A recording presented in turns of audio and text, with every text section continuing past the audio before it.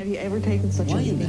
Why did you leave it? Why? They're still wrong. Can you explain to me why? I'm asking. Explain this.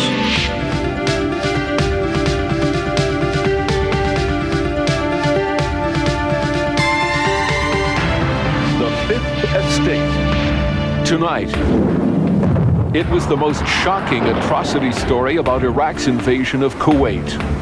They took the babies out of the incubators.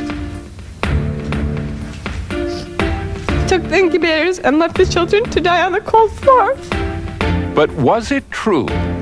2 weeks after the liberation, it became apparent that the story was a complete hoax. Lyndon McIntyre exposes the big lie of the Gulf crisis and the massive public relations campaign that whipped up war fever in the United States. Good evening, I'm Lyndon McIntyre. A year ago tonight, the United States was just a week away from launching a massive military assault on Iraq. It was to be the culmination of a 5-month-long political effort to liberate Kuwait from the iron grip of Saddam Hussein's invasion and occupation. Americans supported the move to war, outraged in no small part by reports of atrocities by Iraqi troops in Kuwait. The Fifth Estate has investigated the most notorious atrocity story, that Saddam's soldiers ripped babies from incubators and left them to die. The identity of a key witness to that story provides a disturbing insight into a multi-million-dollar propaganda campaign to sell a war. The morning of January 17th came early to Baghdad. The liberation of Kuwait has begun. Getting ready to go wherever they tell us to go. There were troops and hardware from 32 countries, but Americans led the way, finally ending a debate about whether or not economic sanctions would be enough to drive Saddam back to Iraq. Everybody supports the armed forces there, and 80–90% probably support what President Bush has done.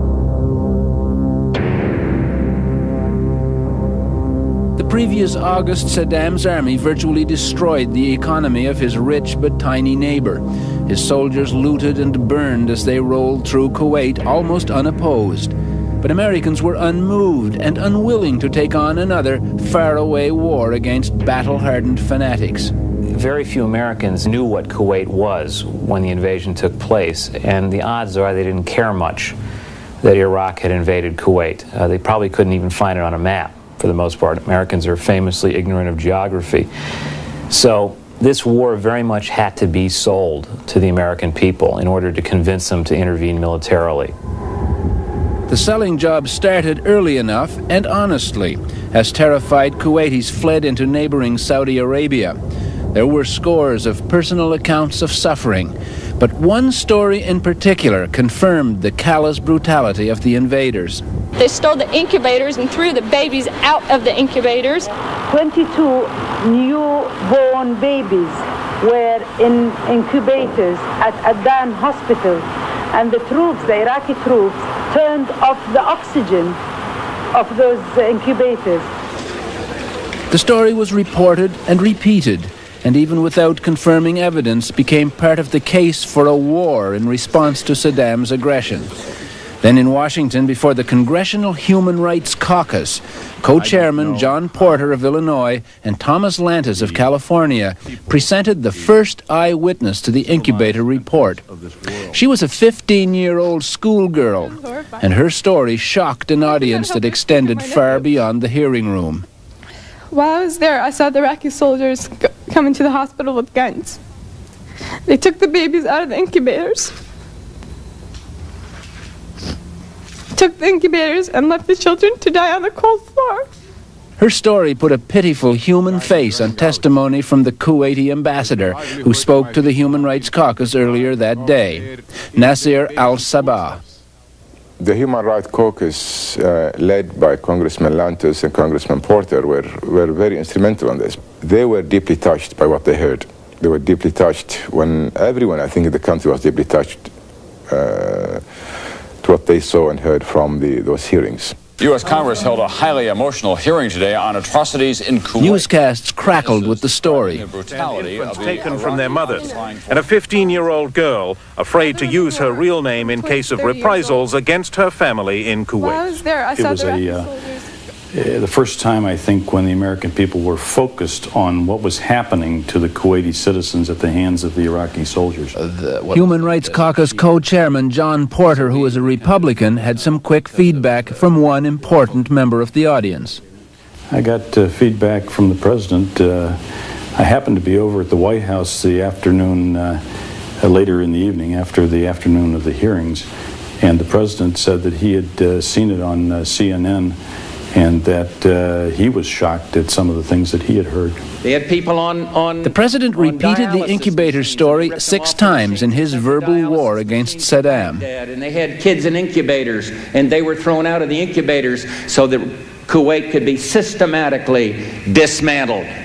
Daylight brings only the digging of yet more graves as bodies... Soon there were reports of mass burials of premature babies in Kuwait, dumped from incubators which were then trucked to Baghdad. The Iraqis tore the respirators from their incubators. We had to bury many of people. And the story didn't just have an impact in the U.S. The United Nations convened a rare public forum. The hardest thing was burying the babies. I myself buried 14 newborn babies that had been taken from their incubators by the soldiers.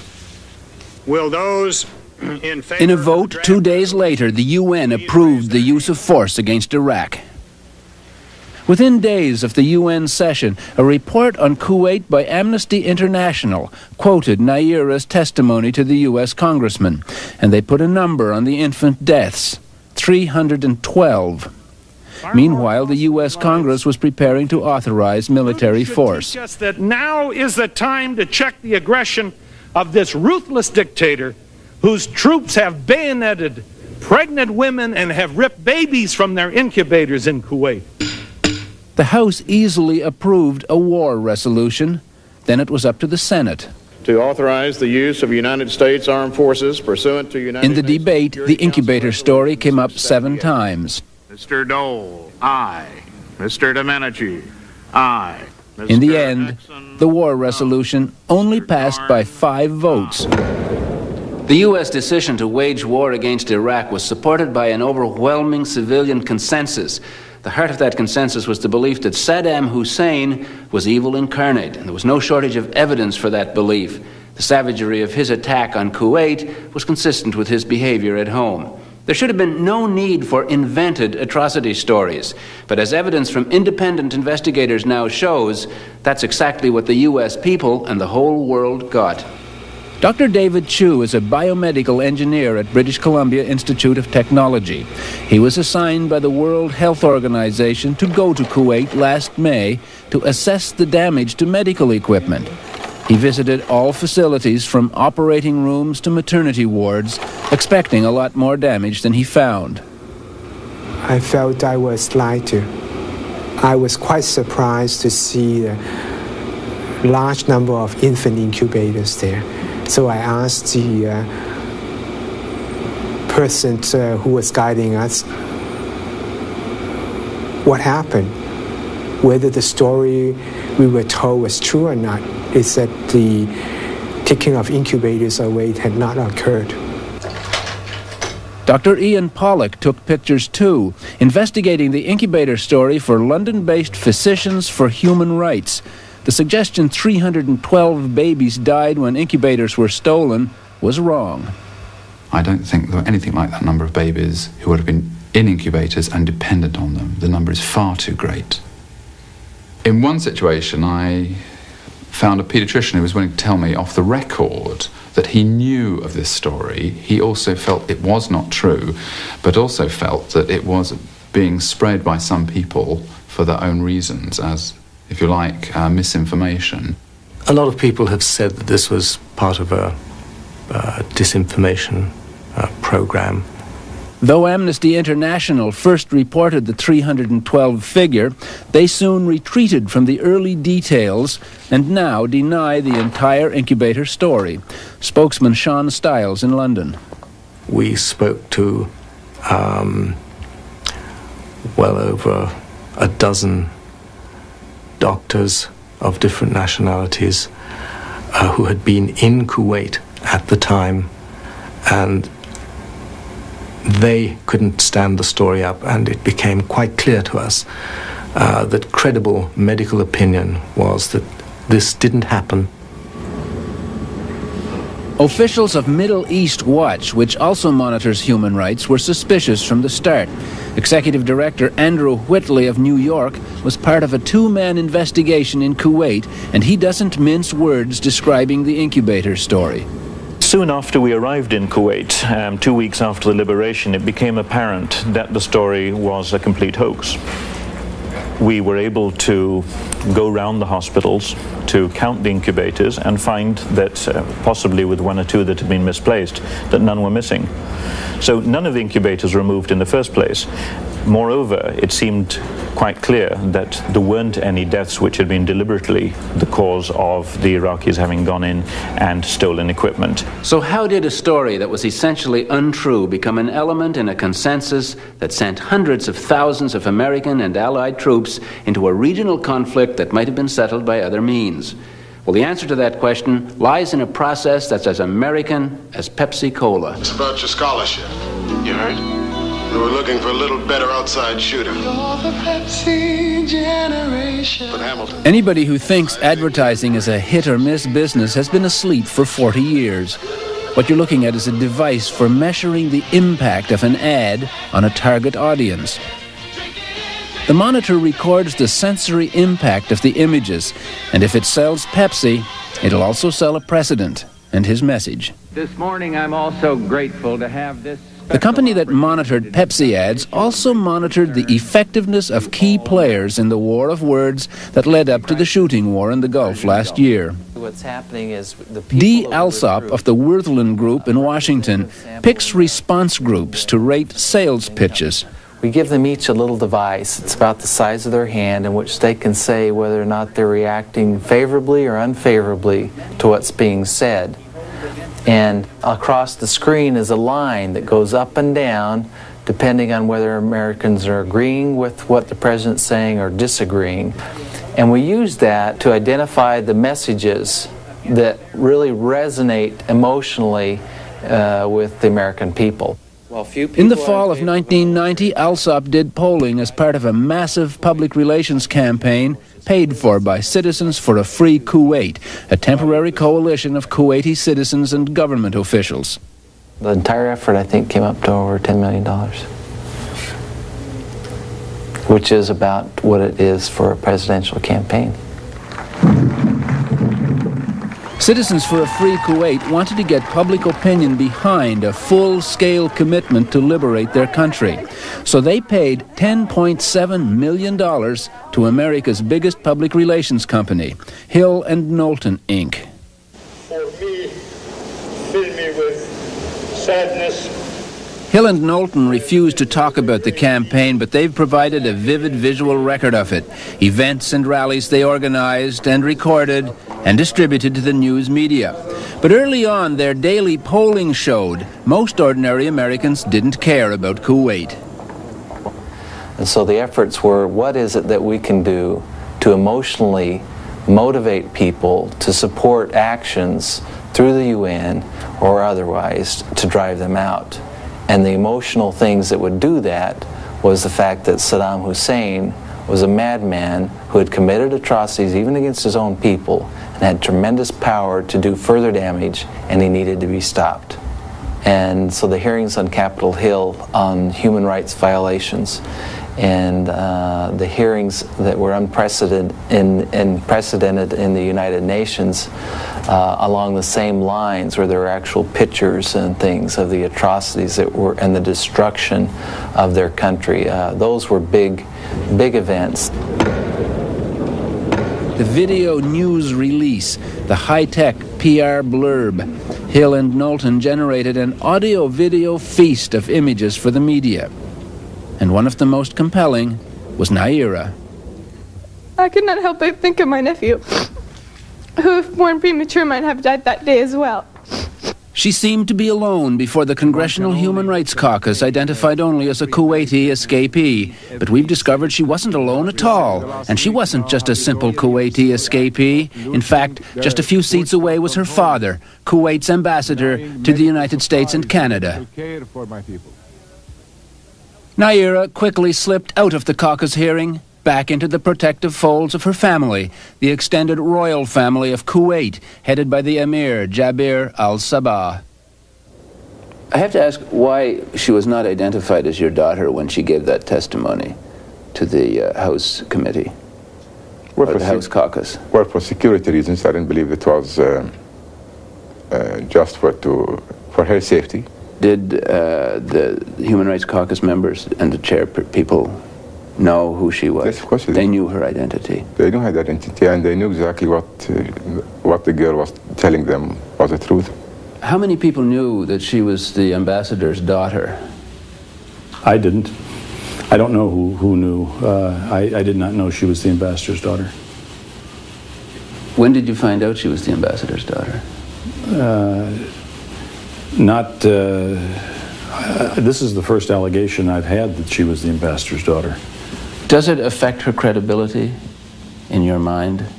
I think it certainly should have been known at the time of the hearing. It would have had bearing on what she might have said, yes. I think people, members of Congress certainly, and members of the public were entitled to know the source of her testimony, therefore who she was.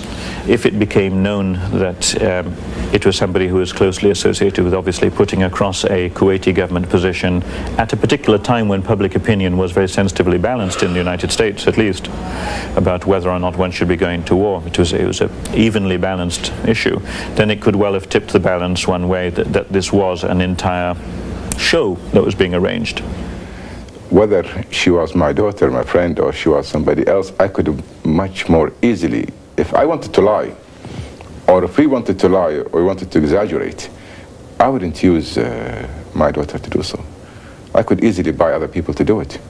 Did you think it would affect her credibility if people knew that she was your daughter, that she was part of the I had no Kuwaiti? problem with credibility, Ms. McIntyre. I think the girl came voluntarily and spoke and told them what she actually saw with her own eyes. That wasn't just one person. There were a series of people who saw this whole thing happening. When we went back to Kuwait and we interviewed many of the people who were there, they all the testimony corroborated each other. They're all saw the same thing. There weren't any incubators left behind in Kuwait anyway. We had to buy everything and ship it. Now, some of the human rights groups that raised this in the first place, notably Amnesty, Middle East Watch, say that they went back there, that when they investigated on the ground, first of all the incubators were accounted for, there was no incubators gone, and secondly, the only person who could claim to be an eyewitness to the atrocity was your daughter. I'm sorry about their report, but what they saw is the new ones we bought, because we bought them, and we had them airlifted to Kuwait immediately after liberation. So it's a very interesting story. It's Pediatrician Ian Pollock. It's an absurdity that the amount of, I mean, as we left on the third week, they still weren't getting water and food in properly, let alone medical supply. I mean, it was the place, the organisation was very, very poor. Dr. David Chu found there was equipment missing from Kuwait hospitals, things like dentists' chairs, and very little had been replaced, especially not incubators, because they were never taken in the first place. When I asked the engineer, one of the engineers, about the story, and he told me that they should not have had such a story, because if the world had known about it later on, it would have come back to haunt them. These are some of the controversial incubators. When the Iraqi occupiers heard the story that they'd stolen them and killed babies in the process, they invited journalists into Kuwait hospitals to see for themselves. But the story persisted until independent investigators arrived on the scene. Then the picture started changing. The doctor who gave Amnesty the information that 312 babies died revised the number down to 72. It finally settled at 30, of which 19 died before the Iraqis arrived. The story evaporated. The number of people who we could find who had seen premature babies who had died unnecessarily was zero. It was horrifying. But what of Naira's story, that as a volunteer in one of the hospitals, she saw the atrocity? Would you let us talk to the one eyewitness we've been able to find, who's your daughter? Would you let her tell her story to us about what she saw? I believe there is no reason why she told it to the whole world. So what she has told the whole world, I think there is no reason why she would be telling you. I mean, part of the whole system. But what the world didn't know at the time was that the witnesses appearing before the Congressional Human Rights Caucus that day were carefully coached by Hill and Knowlton. There was training with these individuals to help them get more comfortable with the setting, the circumstances, the questions, so that they could focus on their story. You know, that was clearly one of the roles that Hill and Knowlton was able to help them with. A cynic might suspect that a $10 million public relations campaign conducted by a major, sophisticated agency like Hill and Knowlton may have led to some excesses bordering on disinformation. And that's, I think, an exaggeration of the views here. There wasn't a public relations media drive to win the emotions of the world with the Kuwaiti people, because the facts spoke for themselves. Why was it necessary to spend $10 million? Who spent $10 million? I don't know. You've been trying to drive this point. Well, no, it's on the record. Citizens for Free Kuwait paid that much money to Hill and Knowlton in a period of 5 or 6 months. Well, if they paid that much money to a public relations firm because they are concerned citizens who happen to be in this country when the invasion took place, and they need people to help them. But we didn't need to do so as a government, as an embassy. But Hill and Knowlton documents disclose that the Committee for a Free Kuwait includes members of the Kuwaiti government. And the PR firm provided services to the ambassador himself, including daily assessments of his public performances and image. And as the weeks went by, even his appearance changed. Now, this is the situation we're facing, is how are we going to put an end to this? So we would get like the Kuwaiti ambassador and things that he would say, and we would be able to go back to him the next day and say, out of your 30 things that you said in a half-hour speech, here are the 3 things that work really well, that really hit a responsive chord in the American public. It's terrifyingly effective public relations and a fantastic, incredible subversion of democracy. When you begin allowing public relations firms to set the agenda, to make the decision on whether, in a sense, to organize the debate about whether or not we're going to go to war. That's the view of John Richard MacArthur, publisher of Harper's Magazine. He's investigated the role of propaganda in selling the Gulf War, and he's written a book about it, coming out this spring. He's also explored the impact of that congressional hearing and a startling conflict of interest at the highest level. At the time Congressman Porter and Lantos chaired the hearing on Kuwait, they also headed a private group, the Congressional Human Rights Foundation. MacArthur discovered a disturbing link between the Human Rights Foundation and the PR firm that was selling the war. The Congressional Human Rights Foundation literally operates out of Hill and Knowlton's offices on the 2nd floor of an office complex called Washington Harbor in Georgetown.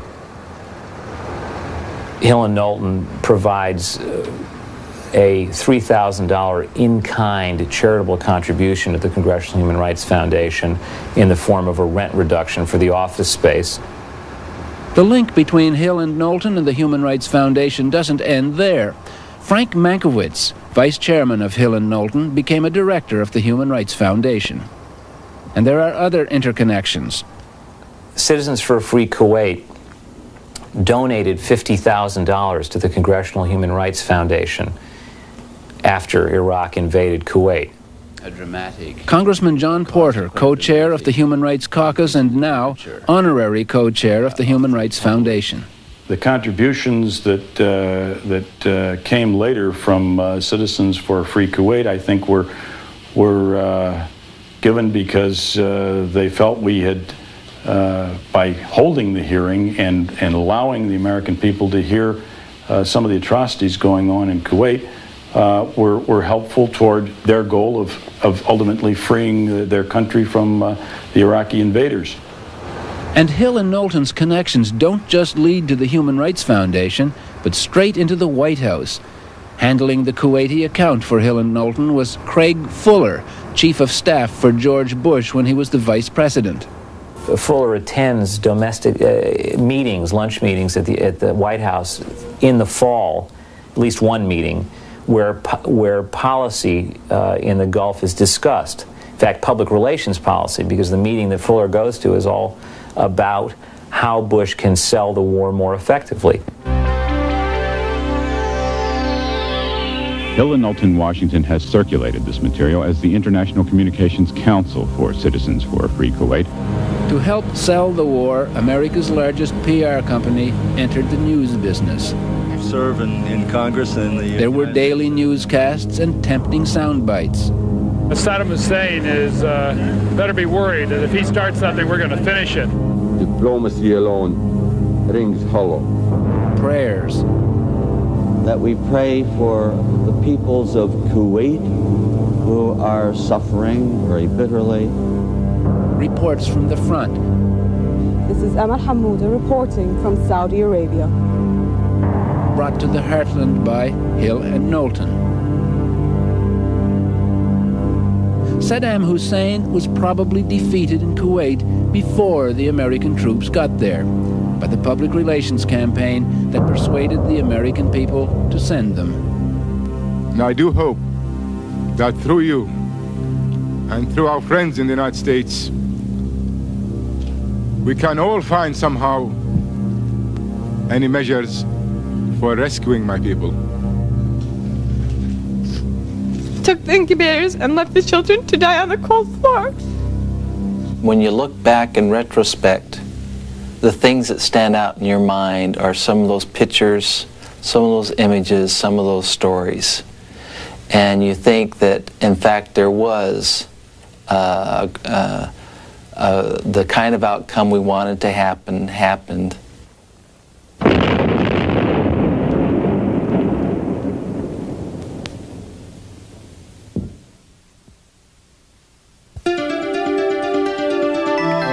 She was a 15-year-old schoolgirl, and her story shocked an audience that extended far beyond the hearing room. While I was there, I saw the Iraqi soldiers come into the hospital with guns. They took the babies out of the incubators. Took the incubators and left the children to die on the cold floor. Would you let us talk to the one eyewitness we've been able to find, who's your daughter? Would you let her tell her story to us about what she saw? I believe there is no reason why she told it to the whole world.